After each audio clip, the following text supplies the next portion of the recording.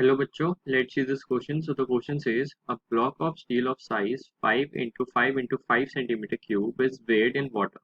If relative density of steel is 7, its apparent weight is, and options are given to us.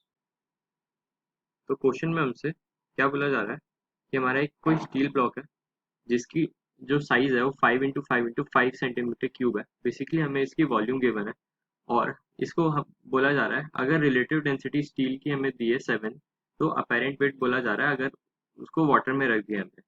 तो की concept of this question is calculation of apparent weight.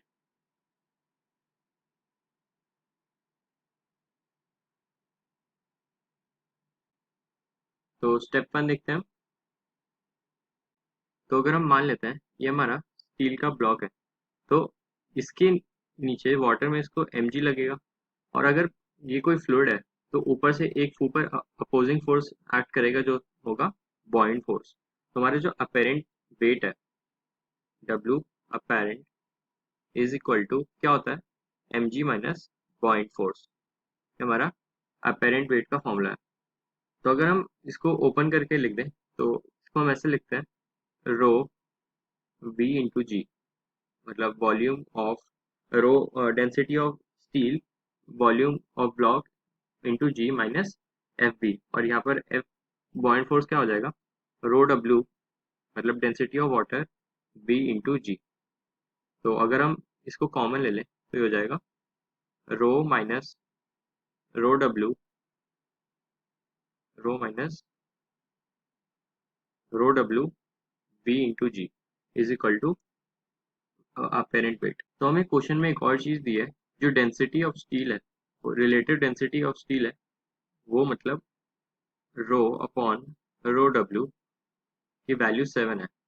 तो यहाँ से हम रो की value निकाल सकते हैं. तो ये हो जाएगी 7 rho W minus rho W into V into g. तो यहाँ से आ गई 6 rho W V into g. And देखते हैं नेक्स्ट स्टेप, स्टेप टू.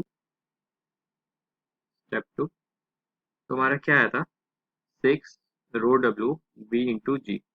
तो हमें बेसिकली वॉल्यूम दिया है क्यूब का 5 सेंटीमीटर क्यूब.